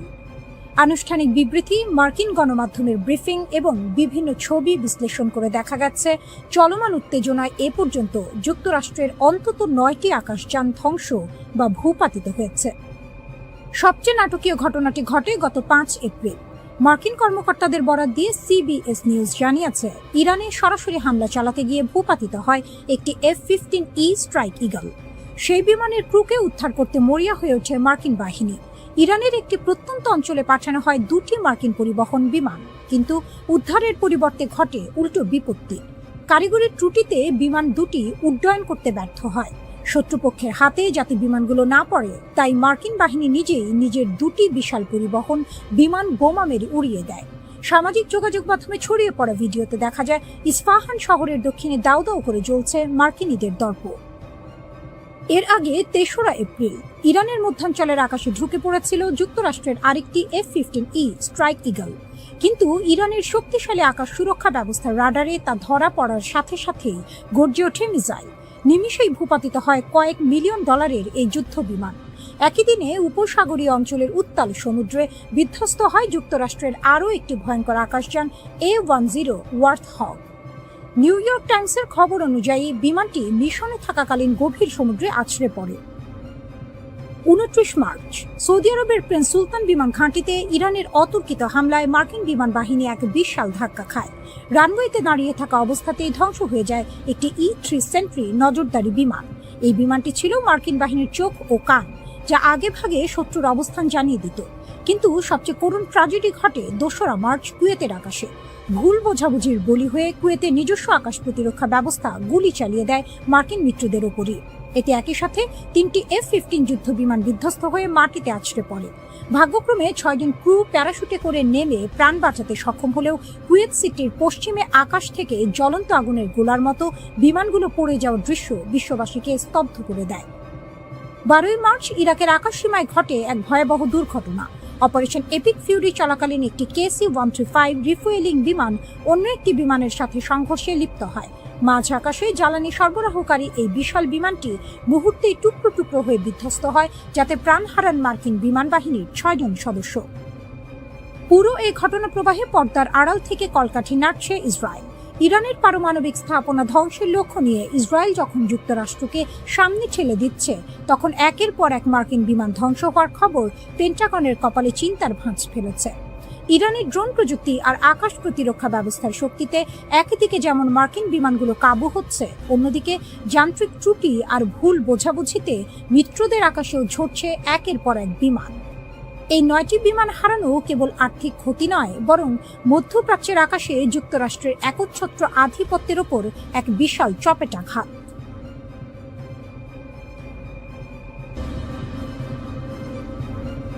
মার্কিন ঘাঁটিতে ইরানের আরাশ-2 ড্রোন হামলা। ইরানি সেনাবাহিনী সরাসরি কুয়েত ও সৌদি আরবে অবস্থিত মার্কিন সামরিক ঘাঁটিতে হামলার দাবি করেছে। আল জাজিরার তথ্যমতে ইরানের তৈরি অত্যাধুনিক আরাশ-2 ড্রোন দিয়ে সৌদি আরবের আল-হাজ এবং কুয়েতের আল-আদাইরি ঘাঁটিতে আঘাত হানা হয়েছে। তেহরানের পক্ষ থেকে সাফ জানানো হয়েছে, কোনো আঞ্চলিক দেশ যদি তাদের ভূখণ্ড ব্যবহার করে ইরানে হামলার সুযোগ দেয়, তবে তাদের পরিণতি হবে ভয়াবহ। কাতারের রাজধানী দোহায় অবস্থিত মধ্যপ্রাচ্যের বৃহত্তম মার্কিন ঘাঁটিও এখন ইরানি বাহিনীর নিয়মিত লক্ষ্যবস্তুতে পরিণত হয়েছে। ইসরায়েল ও ট্রাম্পের হুমকি, ধ্বংসের মুখে ইরান। পুরো উত্তেজনার কেন্দ্রে রয়েছে ইসরায়েল এবং যুক্তরাষ্ট্রের প্রেসিডেন্ট ডোনাল্ড ট্রাম্পের কঠোর অবস্থান। ট্রাম্প স্পষ্ট হুমকি দিয়েছেন যে ইরানের বিদ্যুৎ কেন্দ্র থেকে শুরু করে গুরুত্বপূর্ণ সেতু কিছুই হামলার বাইরে থাকবে না। তিনি দাবি করেছেন, মার্কিন সামরিক শক্তি চাইলে মাত্র 4 ঘন্টার মধ্যে ইরানের সমস্ত অবকাঠামো ধুলোয় মিশিয়ে দিতে পারে। ট্রাম্পের এই হুমকির পর ইরানের তরুণ প্রজন্মকে দেশটির বিদ্যুৎ কেন্দ্রগুলোর চারপাশে মানব ঢাল তৈরির আহ্বান জানিয়েছেন ইরানি কর্মকর্তা আলী রেজাহিমি। তাদের মতে বেসামরিক অবকাঠামোতে হামলা চালানো হবে একটি স্পষ্ট যুদ্ধাপরাধ। সৌদি আরবে আগুনের লেলিহান শিখা। সৌদি আরবের তেল সমৃদ্ধ পূর্বাঞ্চল এখন রণক্ষেত্রে পরিণত হয়েছে। আল জুবাইল ইন্ডাস্ট্রিয়াল সিটি, যা বিশ্বের অন্যতম বৃহত্তম শিল্প এলাকা, সেখানে ইরানের ব্যালিস্টিক মিসাইল ও ড্রোন হামলায় বিশাল অগ্নিকাণ্ডের খবর পাওয়া গেছে। সৌদি প্রতিরক্ষা মন্ত্রণালয় দাবি করেছে তারা 7টি ব্যালিস্টিক মিসাইল ধ্বংস করেছে, কিন্তু সেগুলোর ধ্বংসাবশেষ বিদ্যুৎ কেন্দ্র ও শিল্প এলাকার উপর পড়ায় ব্যাপক ক্ষয়ক্ষতি হয়েছে। উদ্ভূত পরিস্থিতিতে সৌদি আরব ও বাহরাইনের সংযোগকারী একমাত্র সেতুটি বন্ধ করে দেওয়া হয়েছে। রিয়াদের আশঙ্কা, ট্রাম্প যদি ইরানে হামলা চালান তবে ইরান পাল্টা প্রতিশোধ হিসেবে এই গুরুত্বপূর্ণ সেতুটি ধ্বংস করে দেবে। টেলিকম ও বেসামরিক নেটওয়ার্কে নতুন আঘাত। যুদ্ধের কৌশল বদলে ইরান এখন জ্বালানি খাতের পাশাপাশি যোগাযোগ মাধ্যমকেও লক্ষ্যবস্তু করছে। সংযুক্ত আরব আমিরাতের ফুজাইরাতে ইরানের ড্রোন সরাসরি একটি টেলিকম ভবনে আঘাত হেনেছে। এটি স্পষ্ট করে দিচ্ছে যে ইরান এখন মধ্যপ্রাচ্যের ডিজিটাল মেরুদণ্ড ভেঙে দিতে চায়। আবুধাবির মুসাফা এলাকায় ড্রোন ইন্টারসেপ্ট করার সময় এর ধ্বংসাবশেষে একজন ঘানাইয়ান নাগরিক আহত হয়েছেন, যা সাধারণ মানুষের মধ্যে চরম আতঙ্ক সৃষ্টি করেছে। ইরানের খাতাম আল আনবিয়া সেন্ট্রাল হেডকোয়ার্টার্সের মুখপাত্র ইব্রাহিম জলফাঘারি হুঁশিয়ারি দিয়েছেন, বেসামরিক লক্ষ্যবস্তুতে হামলা হলে আমাদের পরবর্তী ধাপ হবে আরও ধ্বংসাত্মক।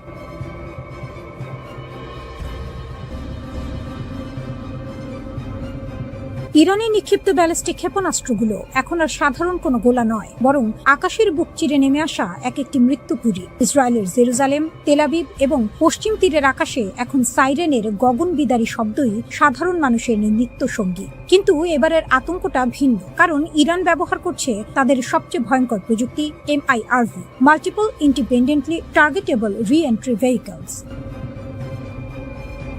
ইরানের নতুন রণকৌশলে একটি ক্ষেপণাস্ত্র যখন ইসরায়েলের ভূখণ্ডের দিকে ধেয়ে আসে, তখন মাটি থেকে মাত্র 7 কিলোমিটার উপরে এটি কয়েক ডজন ছোট ছোট বোমায় বা সাবমিউনিশনে বিভক্ত হয়ে যায়। একটি মাত্র ক্ষেপণাস্ত্র মুহূর্তের মধ্যে বদলে যায় কয়েক ডজন আগুনের গোলায়। এর ফলে ইসরায়েলের প্রতিরক্ষা ব্যবস্থা ডেভিড স্লিং বা অন্যান্য মধ্যপাল্লার সিস্টেমগুলো চরম চাপের মুখে পড়ছে। 5 সপ্তাহে ইরান 500-র বেশি ব্যালিস্টিক মিসাইল ছুড়েছে, যার মধ্যে খোররামশার ক্ষেপণাস্ত্রগুলো এক একটি 80টি পর্যন্ত ছোট বোমা বহন করতে পারে। একটি মাত্র ক্ষেপণাস্ত্রের ধ্বংস ক্ষমতা এখন 13 কিলোমিটার এলাকা জুড়ে ছড়িয়ে পড়ছে।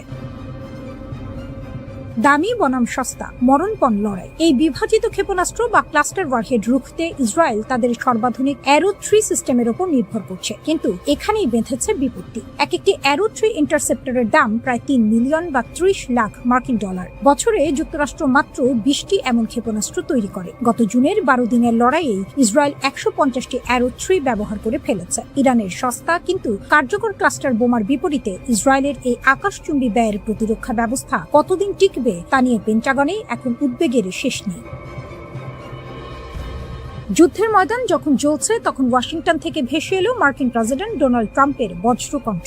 ইরান যদি হরমুজ প্রণালী খুলে দেওয়ার সময়সীমা বা ডেডলাইন অমান্য করে, তবে তার ফল হবে ভয়াবহ। সামাজিক যোগাযোগ মাধ্যমে ট্রাম্পের একটি বার্তা বিশ্বকে স্তব্ধ করে দিয়েছে। আজ রাতে একটি পুরো সভ্যতা মারা যাবে, যা আর কখনো ফিরে আসবে না। তিনি সরাসরি ইরানের রেজিম চেঞ্জ বা ক্ষমতা পরিবর্তনের হুমকি দিয়েছেন। ট্রাম্পের এই হুঁশিয়ারির কয়েক ঘন্টার মধ্যে ইরানের IRGC তাদের 99তম তরঙ্গের হামলা শুরু করে। তারা তাদের ক্ষেপণাস্ত্রের গায়ে ট্রাম্পকে হিটলারের আদলে আঁকা পোস্টার সেটে দিয়েছে, যেখানে লেখা আমেরিকা ধ্বংস হবে খোদ ট্রাম্পের হাতেই। যুদ্ধের এই মনস্তাত্ত্বিক লড়াই এখন চূড়ান্ত পর্যায়ে। এরই মাঝে ডোনাল্ড ট্রাম্প একটি ঐতিহাসিক ঘোষণা দিয়েছেন। ইরানের দুর্গম এলাকায় ভেঙে পড়া একটি মার্কিন F-15 যুদ্ধ বিমানের 2 ক্রুকে উদ্ধার করতে এক শ্বাসরুদ্ধকর অভিযান চালিয়েছে মার্কিন বাহিনী। ট্রাম্পের ভাষায় এটি ছিল সামরিক ইতিহাসের অন্যতম কঠিন উদ্ধার কাজ। শত্রুর ডেরায় মাত্র 2 জন যোদ্ধাকে উদ্ধারের জন্য 21টি যুদ্ধ বিমান পাঠানো হয়েছিল। দিনের আলোয় দীর্ঘ 7 ঘন্টা ধরে ইরানি বাহিনীর ব্যাপক গুলির মুখে নিচু দিয়ে উড়ে এই উদ্ধার অভিযান সফল হয়। ট্রাম্প দম্ভ ভরে বলেছেন, আমাদের মতো শক্তিশালী সামরিক বাহিনী আর কারো নেই। পুরো ইরানকে এক রাতেই মানচিত্র থেকে মুছে ফেলা সম্ভব। এদিকে ইরানের খাইবার শেখান ক্ষেপণাস্ত্রগুলো এখন সরাসরি ইসরায়েলের অত্যন্ত স্পর্শকাতর দিমনা পারমাণবিক কেন্দ্রের কাছাকাছি আঘাত হানছে। তেল আবিব থেকে নেগেভ মরুভূমি সবখানেই এখন ইরানি আগুনের দাপট। ইরান তার সামরিক ভান্ডার থেকে এমন এক তুরুপের তাস উন্মোচন করেছে, যা এই অঞ্চলের যুদ্ধের সমীকরণ পুরোপুরি বদলে দিতে পারে। এটি কোনো সাধারণ অস্ত্র নয়, বরং এটি ইরানের তৈরি অত্যাধুনিক এবং ঘাতক স্টেলথ ড্রোন হাদিদ 1110, যা সমর মহলে দালাহু নামেও পরিচিত। 2005 সালের শুরুর দিকে প্রথম প্রকাশ্যে আসা এই ড্রোনটি এখন সরাসরি রণক্ষেত্রে মোতায়েন করা হয়েছে বলে খবর পাওয়া গেছে। তাসনিম নিউজ এজেন্সির তথ্য মতে ইরানের বিপ্লবী গার্ড বাহিনী ইতিমধ্যেই এই ড্রোন ব্যবহার করে ইসরায়েল ও মার্কিন সংশ্লিষ্ট বিভিন্ন অবস্থানে হামলা চালিয়েছে। এই ড্রোনটির বিশেষত্ব হলো এর রাডার ফাঁকি দেওয়ার ক্ষমতা। এর গঠনশৈলী বা ফ্যাসেটেড ইয়ারফ্রেম এমনভাবে তৈরি করা হয়েছে যা একে শত্রুর রাডারে প্রায় অদৃশ্য করে রাখে। হাদিদ 1110 ড্রোনটি কেবল অদৃশ্যই নয়, এটি অত্যন্ত দ্রুতগামী। একটি শক্তিশালী জেট ইঞ্জিনের সাহায্যে এটি ঘন্টায় 500 কিলোমিটারেরও বেশি বেগে ছুটতে পারে। 30,000 ফুট উচ্চতায় উঠতে সক্ষম এই ড্রোনটি টানা 1 ঘন্টা আকাশে অবস্থান করে সুনির্দিষ্ট লক্ষ্যবস্তুতে আঘাত হানতে পারে। এর 30 কেজির শক্তিশালী ওয়ারহেড যে কোনো লক্ষ্যবস্তুকে মুহূর্তেই গুঁড়িয়ে দিতে সক্ষম। বিশারদদের মতে এই ড্রোনটি মোতায়েন করার মাধ্যমে ইরান সিগন্যাল দিচ্ছে যে তারা এখন কেবল সংখ্যারোপণ নয়, বরং প্রযুক্তির দিক থেকেও ইসরায়েলের জন্য বড় চ্যালেঞ্জ হয়ে দাঁড়িয়েছে।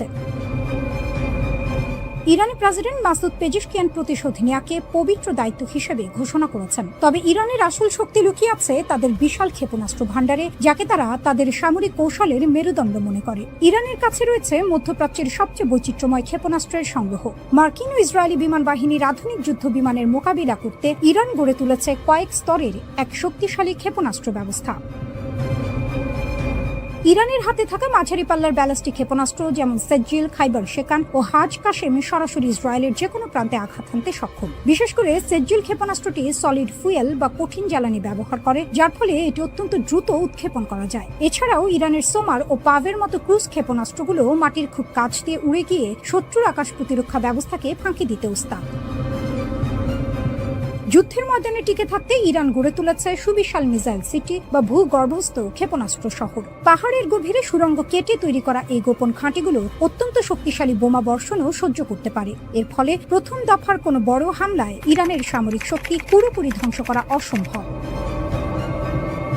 ইরানের কৌশল পরিষ্কার, তারা সরাসরি বিমান যুদ্ধে না গিয়ে ড্রোন ও ক্ষেপণাস্ত্রের ঝাঁক দিয়ে শত্রুর আকাশ প্রতিরক্ষা ব্যবস্থাকে ব্যস্ত করে তুলবে এবং সেই ফাঁকে স্টেলথ ড্রোন বা ব্যালিস্টিক ক্ষেপণাস্ত্র দিয়ে নিখুঁত আঘাত হানবে। ইসরায়েল ও মার্কিন বাহিনীর যৌথ হামলার প্রতিশোধ নিতে ইরান এখন মরিয়া। ইরানের এই নতুন স্টেলথ ড্রোন এবং হাজার হাজার ক্ষেপণাস্ত্রের মজুদ কেবল একটি দেশের প্রতিরক্ষা ব্যবস্থা নয়, বরং এটি গোটা অঞ্চলের ভূ রাজনীতিকে কাঁপিয়ে দিচ্ছে। একদিকে ইসরায়েলের অত্যাধুনিক প্রযুক্তি, অন্যদিকে ইরানের এই ঘাতক ড্রোনের সারপ্রাইজ। সব মিলিয়ে মধ্যপ্রাচ্য এখন এক ভয়াবহ আগ্নেয়গিরির ওপর দাঁড়িয়ে আছে।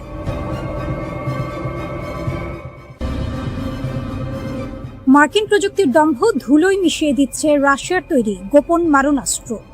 ইরান ও ইসরায়েলের মধ্যকার উত্তেজনা এখন আর কেবল আঞ্চলিক সীমানায় সীমাবদ্ধ নেই, এটি রূপ নিয়েছে সরাসরি ওয়াশিংটন বনাম মস্কোর ছায়াযুদ্ধে।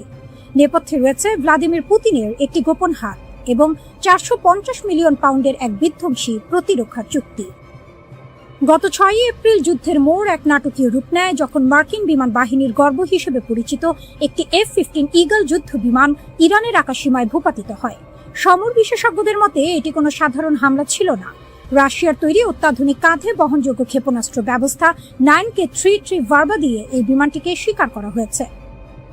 এই ক্ষেপণাস্ত্রটি মূলত রাডার ফাঁকি দিয়ে নিচ দিয়ে ওড়া লক্ষ্যবস্তুর জন্য এক জমদূত। এর উন্নত ইনফ্রারেড সিকার বিমানের উত্তাপ বা হিট সিগনেচার এমন নিখুঁতভাবে শনাক্ত করে যে আধুনিক কোনো পাল্টা প্রতিরোধ ব্যবস্থায় একে আটকাতে পারে না। যদিও ইরান দাবি করেছে তারা তাদের নিজস্ব প্রযুক্তিতে এই বিমান নামিয়েছে, কিন্তু ধ্বংসাবশেষের আলামত রাশিয়ার পুতিনের পাঠানো চালানোর দিকে আঙুল তুলছে।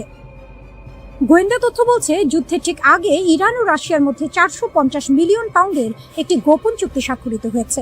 এই চুক্তির আওতায় রাশিয়া ইরানকে 500টি বিধ্বংসী লঞ্চার এবং 25,500টি অত্যাধুনিক ক্ষেপণাস্ত্র সরবরাহ করার প্রতিশ্রুতি দিয়েছে। এর একটি বড় অংশ ইতিমধ্যেই ইরানের হাতে পৌঁছে গেছে বলে আশঙ্কা করা হচ্ছে। মার্কিন বিমান বাহিনীর জন্য সবচেয়ে বড় দুঃস্বপ্ন হয়ে দাঁড়িয়েছে এই ক্ষেপণাস্ত্রগুলোর সংখ্যা। যেখানে ইসরায়েল ও মার্কিন যুক্তরাষ্ট্র আধুনিক যুদ্ধ বিমানের উপর নির্ভর করে, সেখানে ইরান এখন রাশিয়ার পাঠানো এই হাজার হাজার সাশ্রয়ী অথচ প্রাণঘাতী ক্ষেপণাস্ত্র দিয়ে আকাশপথকে একটি মরণ ফাঁদে পরিণত করেছে। F-15 বিমানটি ভূপাতিত হওয়ার পর পাইলট ও একজন উচ্চপদস্থ কর্নেলকে উদ্ধারের জন্য মার্কিন বাহিনী একটি বড় ধরনের দুঃসাহসিক অভিযান চালায়। ডোনাল্ড ট্রাম্প একে ইতিহাসের অন্যতম সাহসী অভিযান বলে আখ্যা দিলেও মাঠ পর্যায়ের চিত্র ছিল ভিন্ন। ইরান দাবি করেছে এই উদ্ধার অভিযানটি সম্পূর্ণ ব্যর্থ হয়েছে। ইরানি সংবাদ সংস্থা তাসনিমের রিপোর্ট অনুযায়ী মার্কিন সেনারা যখন হেলিকপ্টার ও MC-130J কমান্ডো 2 পরিবহন বিমান নিয়ে উদ্ধার করতে আসে, তখন ইরানি বাহিনী পাল্টা আক্রমণ চালায়। এতে আমেরিকার অন্তত দুটি $100 মিলিয়ন মূল্যের MC-130J বিমান এবং দুটি ব্ল্যাক হক হেলিকপ্টার ধ্বংস হয়ে যায়। এটি মার্কিন স্পেশাল অপারেশন ফোর্সের জন্য সাম্প্রতিক সময়ের সবচেয়ে বড় বস্তুগত ক্ষতি। এই পরাজয়ের গ্লানি ঢাকতে প্রেসিডেন্ট ট্রাম্প সামাজিক যোগাযোগ মাধ্যমে ইরানকে নরকের আগুনে পোড়ানোর হুমকি দিয়েছেন। বিশেষ করে পারস্য উপসাগরের কৌশলগতভাবে গুরুত্বপূর্ণ হরমুজ প্রণালী বর্তমানে ইরানের বিপ্লবী গার্ড বাহিনীর নিয়ন্ত্রণে। সেখানে তারা একটি কঠোর অবরোধ আরোপ করে রেখেছে, যা বিশ্ব জ্বালানি সরবরাহকে ঝুঁকির মুখে ফেলেছে। ইরান কেবল F-15 নয়, একটি A-10 ওয়ার্থহগ এবং দুটি MQ-9 রিপার ড্রোন নামিয়ে দেওয়ারও দাবি করেছে। ইসরায়েল ও মার্কিন যুক্তরাষ্ট্র এই বিমান হামলার মাধ্যমে ইরানকে দমাতে চাইলেও রাশিয়ার দেওয়া অত্যাধুনিক আকাশ প্রতিরক্ষা ব্যবস্থা তাদের প্রতিটি পদক্ষেপকে প্রতিহত করছে। মধ্যপ্রাচ্যের মরুদ্যানে এখন আর শান্তির বাতাস নেই, চারদিকে শুধু যুদ্ধের দাবানল। মার্কিন প্রেসিডেন্ট ডোনাল্ড ট্রাম্পের কড়া হুঁশিয়ারি আর ইসরায়েলের ক্রমাগত সামরিক অভিযানের মুখে ইরান এখন এক অগ্নিগর্ভ রণক্ষেত্র। এই উত্তাল পরিস্থিতির মধ্যেই বিশ্বের দরবারে এক চরম সতর্কবার্তা পাঠিয়েছে ক্রেমলিন। মস্কোর স্পষ্ট দাবি, পুরো পশ্চিম এশিয়া এখন কার্যত দাউ দাউ করে জ্বলছে এবং এই আগুনের লেলিহান শিখা যে কোনো মুহূর্তে বিশ্ব অর্থনীতিকে ভস্মীভূত করে দিতে পারে।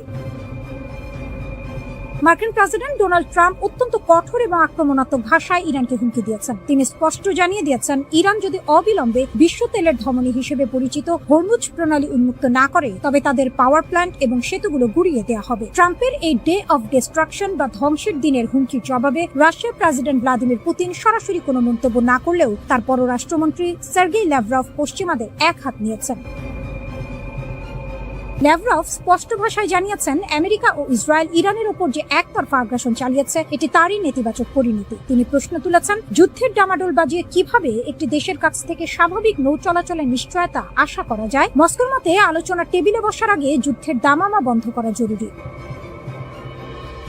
ইরানের দুই প্রধান মিত্র রাশিয়া ও চীন এখন পর্দার আড়ালে একজোট হয়ে কাজ করছে। রাশিয়ার পররাষ্ট্রমন্ত্রী সার্গেই ল্যাভরভ এবং চীনের পররাষ্ট্রমন্ত্রী ওয়াং ই একটি ভারসাম্যপূর্ণ বিশ্ব প্রতিক্রিয়ার আহ্বান জানিয়েছেন। তাদের বার্তা একটাই, এই লড়াই এখনই থামাতে হবে। চীন ও রাশিয়া মনে করে হরমুজ প্রণালীর সংকট সমাধানের একমাত্র পথ হলো যুদ্ধবিরতি, কোনো সামরিক হুমকি বা আলটিমেটাম নয়। এরই মধ্যে ইউক্রেনের প্রেসিডেন্ট ভলোদিমির জেলেনস্কি এক বিস্ফোরক অভিযোগ এনেছেন। তার দাবি, ইসরায়েলের 50টিরও বেশি জ্বালানি কেন্দ্রে নির্ভুল আঘাত হানার জন্য রাশিয়া ইরানকে গোয়েন্দা তথ্য এবং প্রযুক্তিগত সহায়তা দিয়েছে। মস্কো এই অভিযোগ সরাসরি স্বীকার না করলেও রণক্ষেত্রে ইরানের সাফল্যের পেছনে যে রুশ মস্তিষ্কের ছায়া রয়েছে তা এখন ওপেন সিক্রেট।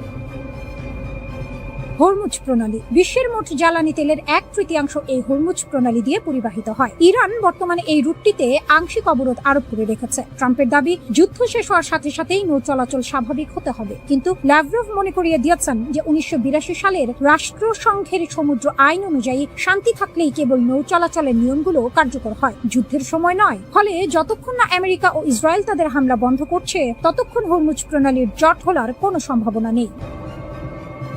মস্কোতে মিশরের পররাষ্ট্রমন্ত্রীর সাথে এক রুদ্ধদ্বার বৈঠকের পর ল্যাভরভ হুঁশিয়ারি দিয়েছেন যে এই সংকট কেবল মধ্যপ্রাচ্যের নয়, এটি একটি বৈশ্বিক ভূ রাজনৈতিক সংকটে রূপ নিয়েছে। ইসরায়েল ফিলিস্তিন ইস্যুটিও এই বড় যুদ্ধের আড়ালে ঢাকা পড়ে যাচ্ছে। তিনি স্পষ্ট করেছেন, ইরান এখানে আক্রান্ত পক্ষ এবং তাদের উপর চাপ সৃষ্টি করে বা তাদের শত্রু হিসেবে চিহ্নিত করে কোনো সমাধান আসবে না। বর্তমানে উপসাগরীয় দেশগুলো ইরাক, জর্ডান, সিরিয়া এবং লেবানন সবাই এই যুদ্ধের ভয়াবহতার অপেক্ষায় প্রহর গুনছে।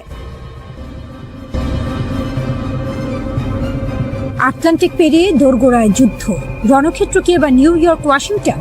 বিশ্ব রাজনীতি এখন আগ্নেয়গিরির মুখে দাঁড়িয়ে, যার অগ্ন্যুৎপাত যে কোনো মুহূর্তে মানচিত্র বদলে দিতে পারে। গত কয়েক দশকের ছায়াযুদ্ধ ও স্নায়ুযুদ্ধ পেছনে ফেলে আমেরিকা এবং ইরান এখন সরাসরি এক মহাপ্রলয়ের মুখোমুখি। মার্কিন প্রেসিডেন্ট ডোনাল্ড ট্রাম্পের সাম্প্রতিক নরকের স্বাদ দেখানোর হুমকির পর তেহরানের পাল্টা হুঁশিয়ারি বিশ্ববাসীকে স্তব্ধ করে দিয়েছে। এবার সংঘাত কেবল মধ্যপ্রাচ্যের মরুভূমিতে সীমাবদ্ধ নেই। ইরানের নিশানায় সরাসরি আমেরিকার মূল ভূখণ্ড, ওয়াশিংটন ডিসি, নিউ ইয়র্ক এবং লস অ্যাঞ্জেলসের মতো মহানগরীগুলো। ট্রাম্পের আলটিমেটাম, ব্রিজ ও পাওয়ার প্ল্যান্ট ডে। ঘটনার সূত্রপাত গত ৫ এপ্রিল, যখন ট্রাম্প তার সোশ্যাল মিডিয়া প্ল্যাটফর্মে এক নজিরবিহীন আলটিমেটাম জারি করেন। তিনি সাফ জানিয়ে দিয়েছেন ৭ এপ্রিলের মধ্যে ইরান যদি আন্তর্জাতিক বাণিজ্যের ধমনী হিসেবে পরিচিত হরমুজ প্রণালী থেকে অবরোধ প্রত্যাহার না করে, তবে মার্কিন বিমান বাহিনী ইরানের মেরুদণ্ড ভেঙে দেবে। ট্রাম্পের ভাষায়, মঙ্গলবার হবে ইরানের বিদ্যুৎ কেন্দ্র ও ব্রিজ ধ্বংসের দিন। তোমরা যদি সেই পাগলামি বন্ধ না করো, তবে নরকের আগুনে জ্বলতে হবে। এই হুমকি কেবল কূটনৈতিক চাপ নয়, বরং এক সরাসরি যুদ্ধের ঘোষণা হিসেবে দেখছে আন্তর্জাতিক মহল। ট্রাম্পের এই আক্রমণাত্মক অবস্থান মধ্যপ্রাচ্যে দীর্ঘস্থায়ী মার্কিন আধিপত্য বজায় রাখার শেষ চেষ্টা বলে মনে করছেন বিশ্লেষকরা। ট্রাম্পের হুমকির জবাবে ইরান যে প্রতিক্রিয়া দেখিয়েছে তা ওয়াশিংটনের কপালে চিন্তার ভাঁজ বাড়িয়ে দিয়েছে। ইরানি সামরিক কমান্ডার আলী আবদাহি আলিয়াবাদী ট্রাম্পের বক্তব্যকে বেপরোয়া এবং হতাশাগ্রস্ত এক ব্যক্তির প্রলাপ বলে অভিহিত করেছেন। কিন্তু তেহরানের রাজপথের চিত্র বলছে অন্য কথা। এনকালাব স্কোয়ারে বিশাল বিলবোর্ডে মার্কিন যুদ্ধজাহাজকে মাছ ধরার জালে আটকে ফেলার প্রতীকী ছবি যুদ্ধের উন্মাদনাকে আরো উস্কে দিচ্ছে। ইরান এবার ইঙ্গিত দিচ্ছে অপ্রতিসম যুদ্ধের, যেখানে সাইবার হামলা থেকে শুরু করে আমেরিকার ভেতরে গোপন নেটওয়ার্কের মাধ্যমে অস্থিরতা তৈরির পরিকল্পনা রয়েছে তাদের। জ্বালানি যুদ্ধ ও বৈশ্বিক অর্থনীতির নাভিশ্বাস, এই সংঘাতের সবচেয়ে বড় শিকার হতে যাচ্ছে বিশ্ব অর্থনীতি। হরমুজ প্রণালী বন্ধ থাকায় ইতোমধ্যে জ্বালানি তেলের বাজারে আগুন লেগেছে। এর ওপর ইরান যদি বাব আল মানদেব প্রণালীও বন্ধ করে দেয়, তবে বিশ্ব বাণিজ্যের প্রায় 14% অচল হয়ে পড়বে। ইউরোপ ও এশিয়ার সাপ্লাই চেইন ভেঙে পড়ার উপক্রম হয়েছে। সাধারণ মানুষ এখন কেবল যুদ্ধের আশঙ্কায় নয়, বরং মুদ্রাস্ফীতি আর অভাবের আতঙ্কেও দিন কাটাচ্ছে। মার্কিন প্রতিরক্ষা সচিব পিট হেগসেথের বক্তব্য পরিস্থিতিকে আরো ঘোলাটে করেছে। তিনি কূটনৈতিক আলোচনার চেয়ে সামরিক শক্তির উপরই বেশি জোর দিচ্ছেন। হেগসেথের সাফ কথা, প্রয়োজনে আমরা বোমার মাধ্যমে আলোচনা চালিয়ে যাব। অন্যদিকে ইরান আংশিক সমঝোতায় রাজি নয়। তাদের দাবি স্পষ্ট, এতদিনের অর্থনৈতিক ক্ষতির পূর্ণ ক্ষতিপূরণ এবং মধ্যপ্রাচ্য থেকে মার্কিন সামরিক বাহিনীর চিরস্থায়ী প্রস্থান।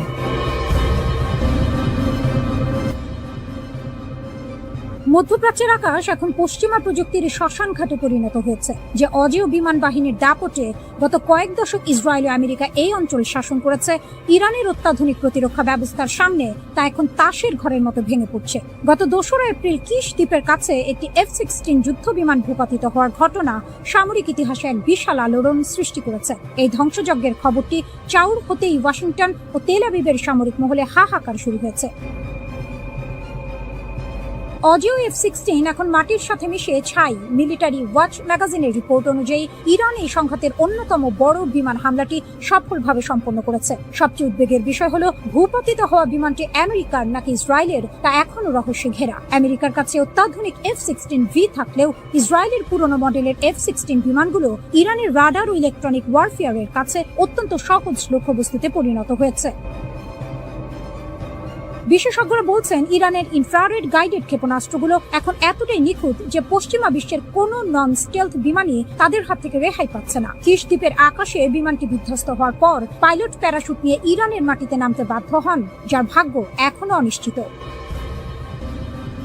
আকাশপথে আধিপত্য হারালো পশ্চিমারা। এই যুদ্ধ কেবল একটি বা দুটি বিমানের ক্ষতি নয়, বরং এটি একটি গভীর কৌশলগত পরাজয়ের ইঙ্গিত দিচ্ছে। গোয়েন্দা তথ্য বলছে, আমেরিকা ও ইসরায়েলের দূরপাল্লার ক্ষেপণাস্ত্রের মজুদ ফুরিয়ে আসায় তারা এখন ইরানের ওপর হামলা করতে মাটির খুব কাছাকাছি আসতে বাধ্য হচ্ছে। আর এই সুযোগেই ইরান তাদের সাধারণ গ্র্যাভিটি বোমা বহনকারী বিমানগুলোকে একের পর এক শিকার করছে। পরিসংখ্যান বলছে, শিউরে ওঠার মতো তথ্য, আমেরিকা ও ইসরায়েল একাধিক F-16, F-15 এবং F-18 যুদ্ধ বিমান হারিয়েছে। এর সাথে যুক্ত হয়েছে অন্তত 17টি ঘাতক MQ-9 রিপার ড্রোন। এমনকি গত 19 মার্চ বিশ্বের সবচেয়ে শক্তিশালী পঞ্চম প্রজন্মের যুদ্ধ বিমান F-35ও ইরানের গোলার আঘাতে ক্ষতিগ্রস্ত হয়েছে, যার স্প্লিন্টারে পাইলট গুরুতর আহত হন। এই ধারাবাহিক ক্ষতির ফলে মার্চ মাসের শেষ সপ্তাহ থেকে ইরান সীমান্তের গভীরে হামলা চালানো প্রায় বন্ধ করে দিয়েছে আমেরিকা। ইরানের ইস্পাহান প্রদেশের এক পরিত্যক্ত বিমানবন্দরে মার্কিন বাহিনীর এক দুঃসাহসিক উদ্ধার অভিযানকে কেন্দ্র করে নতুন বিতর্ক শুরু হয়েছে। একটি ভূপাতিত হওয়া F-15E স্ট্রাইক ইগলের পাইলটকে উদ্ধার করতে গিয়ে মার্কিন স্পেশাল ফোর্সের যে ক্ষয়ক্ষতি হয়েছে, ইরান তাকে চরম পরাজয় বলে আখ্যা দিয়েছে। ইরানের কেন্দ্রীয় কমান্ডের মুখপাত্র ইব্রাহিম জুলফিকারি দাবি করেছেন, এই উদ্ধার অভিযানের ছলে আমেরিকা আসলে পালানোর পথ খুঁজছিল। ইরানের হামলায় সেখানে আমেরিকার 2টি বিশাল C-130 কার্গো বিমান এবং 2টি ব্ল্যাক হক হেলিকপ্টার ধ্বংস হয়ে ছাই হয়ে গেছে। যদিও আমেরিকা দাবি করেছে কারিগরি ত্রুটির কারণে তারা নিজেরাই এই বিমানগুলো ধ্বংস করেছে, কিন্তু পোড়া ধ্বংসাবশেষের ছবি ও ভিডিও ইরান বিশ্ববাসীকে দেখিয়ে প্রমাণ করেছে যে তাদের আকাশ প্রতিরক্ষা ব্যবস্থার তেজ কতখানি। মার্কিন প্রেসিডেন্ট ডোনাল্ড ট্রাম্প এই ব্যর্থতাকে ইতিহাসের শ্রেষ্ঠ সাহসী উদ্ধার অভিযান বলে প্রচারণা চালালেও ইরানকে মনস্তাত্ত্বিক যুদ্ধ বলে উড়িয়ে দিয়েছে। ইরানের বিপ্লবী গার্ড বাহিনী IRGC এর মতে ট্রাম্প আসলে ময়দানের শোচনীয় পরাজয় ঢাকতে মিথ্যার আশ্রয় নিচ্ছেন।